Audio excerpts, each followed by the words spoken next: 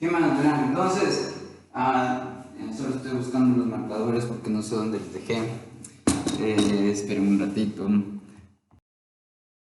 Entonces decía que en el, en el video chiquito que hice hace un ratito ya, les decía, bueno, habíamos llegado como que hasta este punto, ¿sí? Hasta aquí estamos, ¿ya? Ahora, ¿qué es lo que hice? Miren, las series de Fourier es simplemente tener una función dependiente de una variable. Antes era f mayúscula de x, solamente le cambié de nombre, le llamé g mayúscula y en vez de usar la x estoy usando la y, ¿ya? Para expresar la expansión de serie de Fourier cuando el caso especial, cuando digamos, los coeficientes A son ceros, entonces sería ese caso especial, ¿no es cierto? En este caso, lo único que hice también fue, en el lado derecho, el contador que antes era n, le puse m, eso no importa, porque el nombre que ustedes le pongan siempre y cuando este coeficiente tenga como subíndice, el mismo contador de aquí, y que su función seno tenga dentro del paréntesis pues justo el contador también que hayan puesto acá, ya sea el nombre que sea R, N, S, lo que sea, ¿ya? Solo le puse de esta manera para que sea más fácil explicar, ¿ya? Ahora, ¿qué es lo que pasa? Reescribí esto y simplemente le puse acá de derecha a izquierda, como se leería de izquierda a derecha. Ahora le pongo, digamos, esto al otro lado, ¿no? El G a la derecha y esto a la izquierda y queda de esta forma. ¿Por qué? Porque aquello a lo que digamos en el video anterior, que fue esto de aquí, yo ya sé cómo compararlo, es decir, esta vez voy a usar otra vez series de Fourier. ¿En qué sentido? En que, miren, esta integral que tienen en este lado, ¿sí? Es una integral que solamente va a ser con respecto a x. Por lo tanto, esta función que depende de x y y en general, ¿no es cierto? Ahora se va a integrar, solamente va a integrar lo que se va como esto es un integral definido, ¿no es cierto? Lo que va a terminar evaluándose en valores van a ser las variables x, ya las y van a estar ahí como que todavía sin concretar, sin ningún número. Entonces todo esto de aquí va a terminar siendo como que una función simplemente de y, ¿sí? Entonces esa función de y cumple el rol o la función en mi caso particular del g de y del caso general de la serie de Fourier en el caso en el que todas las a se hacen cero, todos los coeficientes a se hacen cero, ¿no es cierto? ¿Cuáles datos que estaban aquí? No, a sub 0 más sumatoria de los a sub 0 por los a sub n por el coseno de nx, ¿no es cierto? Ya. Ahora, el lado derecho, el lado izquierdo, miren, es justo esto. Y lo único que, esto de aquí tiene exactamente esta misma forma. Solo que en este caso lo que toma el rol de los b sub m es justo mi constante que yo quiero determinar c sub nm, mis constantes c sub nm. Entonces, ¿cómo yo hallo, usando la fórmula, en el caso general, los b sub m de mi serie de Fourier? Los b sub m de mi serie de Fourier serían, y entonces pongo, digamos, 2 sobre, y aquí tengo que poner el límite superior de mi integral, como ahora dentro de mi integral la variable con respecto a la cual yo voy a integrar es la y, entonces pongo el límite superior o el extremo derecho de mi dominio en y, es decir, el valor máximo que puede tomar la y, que era b, porque esto venía desde 0 hasta b, ¿no es cierto? Entonces por eso pongo acá b. Luego lo que hay que poner es la función tal cual, ¿no? O sea, simplemente estoy reescribiendo esta fórmula, pero cambiando las f's mayúsculas por las g's y las x por las y las m's, las n's por las m's. Sí, les renombré para que se note, simplemente por un acto de didáctica, la estructura es la misma, pero para que se note y puedan comparar, ¿ya? Entonces, ahora que yo tengo esto de aquí, voy a aplicar esta fórmula a mi caso particular. Entonces, en mi caso particular, ¿qué es lo que toma el rol de la función g de y? Pues es todo esto, ¿sí? Entonces, lo que hago es, miren, pongo, como voy a calcular, ¿no es cierto? Este coeficiente cnm, el cual a su vez toma el rol de los b sub m. Entonces, ¿cómo calculo los b sub m? Que en mi caso particular son los c sub nm. Pues pongo igual, pongo 2 sobre b, ¿no es cierto? Pongo la integral desde 0 hasta b. Y acá dentro debo poner mi g de y. ¿Qué es mi g de y en mi caso? En mi caso particular mi g de y es todo eso. Entonces eso fue lo que hice, escribí todo eso, ¿sí? Y luego lo que hay que hacer es por el seno. Entonces aquí ven por el seno justo de m por y, así ya. Entonces esto es lo que en efecto estaría como que en el libro, solo que digamos hacen unos cambios. En este caso los cambios son los siguientes, ya. Primero que nada, todo lo que x y y que está dentro de la integral lo ponen como sí y neta respectivamente, ¿sí? Entonces ahora todo donde yo vea x voy a poner el sí. donde B, Y voy a poner el neta, ¿no es cierto? Entonces aquí yo debería poner en principio el tsi, ¿sí? Este diferencial lo ponen acá, es decir, aquí sería de tsi y aquí sería de neta, ¿no es cierto? Y en vez del y yo tengo aquí un neta, ¿sí? Entonces este es el tsi. Ya, ahora verán que todavía esta expresión no es completamente la expresión que está en el libro en la página 73. ¿Por qué? Porque lo que les había mencionado ya, la diferencia con las variables que están trabajándose o que resultan que tenemos en nuestro libro, en nuestro problema particular, no es que es la variable x, sino que la variable x en vez de la x, que ahora se transformó en la tsi, en vez de la x lo que tenemos era pi por x sobre a, ¿sí? Entonces, digamos, en vez de tener x, lo que nosotros tenemos, en vez de tener la variable x, tenemos esta, ¿sí? Y en vez de tener la y, en vez de tener la variable y, lo que tenemos en realidad en nuestro libro es pi por el tsi sobre b, así. Entonces lo que voy a hacer es justo este renombramiento de la variable x y de la variable y por esto. Entonces donde estaba la x, en vez de poner x, tendré que poner pi por tsi sobre a, ¿no es cierto? Entonces yo debería poner donde estaba la x, donde estaba la x le cambié a la tsi, ¿no es cierto? Entonces yo debería poner aquí pi por el tsi sobre la a, ¿sí? Y acá yo debería poner, en vez de la y, que después de que le cambié por la neta, debería poner pi por tsi sobre b, ¿ya? Ahora, la cuestión es que hasta ahí es como tal cual como estaría en el libro, ¿ya? Ahora, la cuestión es que ustedes deberían, o bueno, la esperanza era que cuando trataron de integrar esto, noten que no les daba exactamente la respuesta que está en el libro, ¿ya? Cuando trataron de integrar esto tomando el f de tsi neta que les dio el libro, ¿ya? Entonces, o el f de xy que les dio el libro. Si supóngase que el libro les daba que f de xy es 2x más 3, alguna cosa así. Entonces lo que tenían que poner era esto aquí en la integral. Pero el punto es que, ¿qué es esta función f de xy? Esta función f simplemente es una orden. ¿Y esta orden qué es lo que dice? Duplique el primer argumento y súmele el triple del segundo argumento. Eso es lo que diría esta función, ¿no es cierto?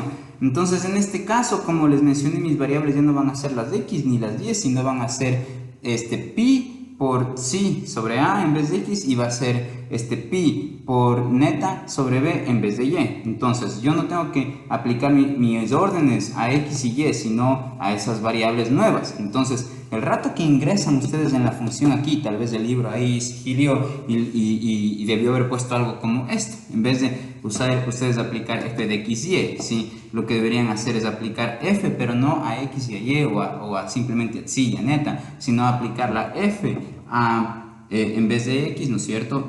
Voy a tener pi por tsi sobre a.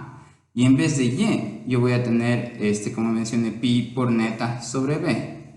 Entonces, la función que les dan, que no es esta, sí, ¿no es cierto? Es otra que está ahí, sí, que es de x por un paréntesis, luego está la y luego un coseno que tiene dentro del argumento la y, ¿no es cierto? En vez de eso, lo que deberían hacer es ingresar cuando vayan a integrar esa misma función, pero con los argumentos tal como están aquí. Entonces, en este caso, ¿cómo luciría?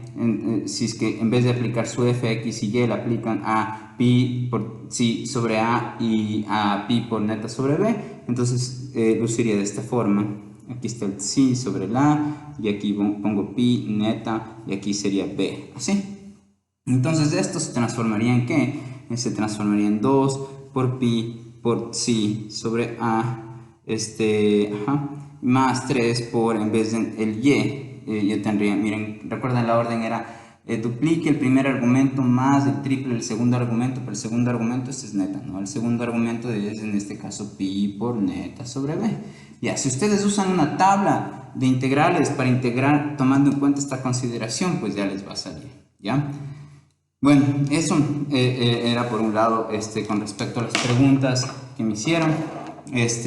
Ya subí el método del calor implícito que hice, que es el método del calor implícito de solamente en una dimensión. Yo no modelé el método del calor implícito en dos dimensiones, solamente que lo hice dinámico y no esperaba que ustedes grafiquen un método implícito en dos dimensiones, sino en una dimensión.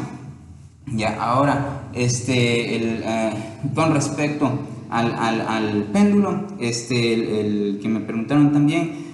Ya voy a subir el script del péndulo para que vean cómo es y lo analicen. Finalmente un consejo, ¿ya? Que tiene que ver, bueno, Luis que me preguntó algo acerca en particular de su script, ya le voy a escribir en particular a él, pero algo que quería contarles es esto, miren.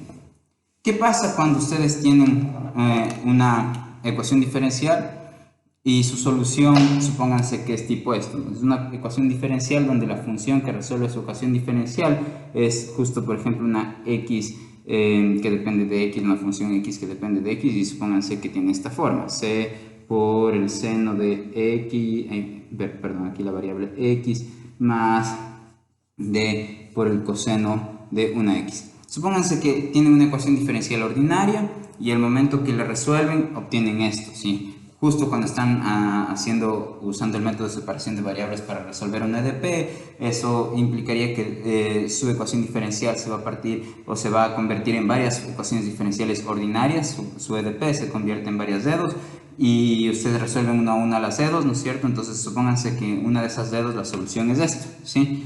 Entonces, ahora, ¿qué es lo que les quiero contar ya? ¿Qué harían? Porque esto es más o menos como relacionado con lo que les tomaría mañana, ¿ya? ¿Qué harían si es que en vez de que sus condiciones de frontera estén en términos del valor de la función en los bordes? ¿Qué harían si es que les dan el valor de la derivada de la función en los bordes? Tipo, por ejemplo, supónganse que les dicen esto, ¿ya? Supónganse que horizontalmente el objeto que están analizando va desde 0 hasta A, ¿no es cierto? Entonces el borde izquierdo va a ser 0 y el borde derecho va a ser A, es decir, la variable x minúscula va de 0 hasta A, ¿no es cierto? Entonces supónganse que las condiciones de frontera que les dan son de este estilo. Por ejemplo, supónganse que les dan una condición de frontera no de Dirichlet, sino de Newman, como en este estilo, tipo, miren, les dicen que la derivada de x evaluado en 0, por ejemplo, va a ser igual a 0. Supónganse que les dicen eso, ¿ya? Entonces la cosa es que, ¿qué harían ustedes? ¿Cómo introducen esto aquí? Porque la cuestión es que ustedes, o les he mostrado cómo introducir estas condiciones de frontera cuando es una condición de frontera de Dirichlet. Pero ¿qué pasa si es que es una condición de frontera de Newman? Sí, es decir, les dan la información acerca de la derivada. Entonces, lo que se haría ahí es, a ver, tomen un ratito de tiempo para pensar acerca de eso, ¿ya?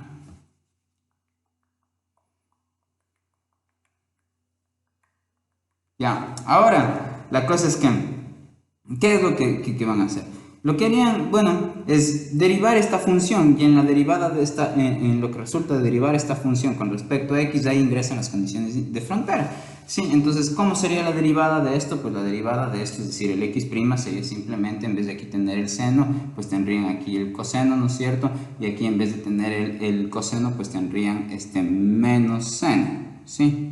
¿Ya? Y en esta función es donde deberían obedecer las condiciones de frontera, es decir, le hacen caso y le dicen, miren, bueno, cuando el x minúscula es 0, entonces vamos a hacer todos los de x minúscula 0, entonces los de x minúscula 0, los de x minúscula 0, ¿sí?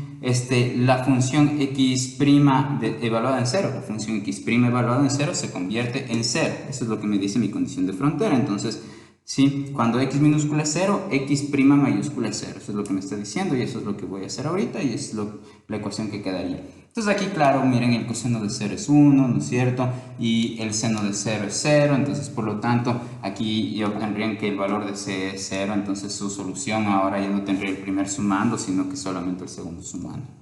Eso, miren, por favor, a sus compañeros despistados que estén demasiado relajados con lo del curso en línea, avíspenle y díganles que mañana es ya el examen del segundo parcial, ¿sí?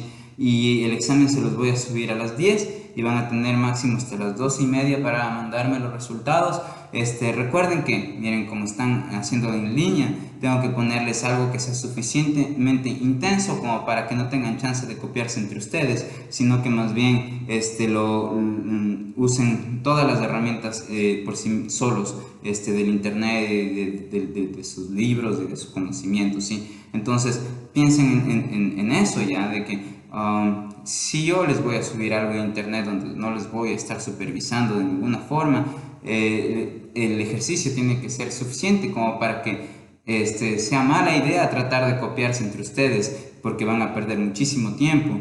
Y más bien sea buena idea que se enfoquen en el trabajo que pueden hacer ustedes por sí solos, ¿sí? Además que obviamente voy a estar más pendiente de cuando se copien y va a ser más evidente si se están copiando, así que por favor, mañana 10 de la mañana revisen el Canvas, y hasta las 12:30 pueden entregarme este examen a mi correo institucional, por favor. Sí, el correo institucional, porfa, ¿ya? Bueno, entonces espero que les vaya bien y que se peguen unas repasaditas, ¿ya? Chao.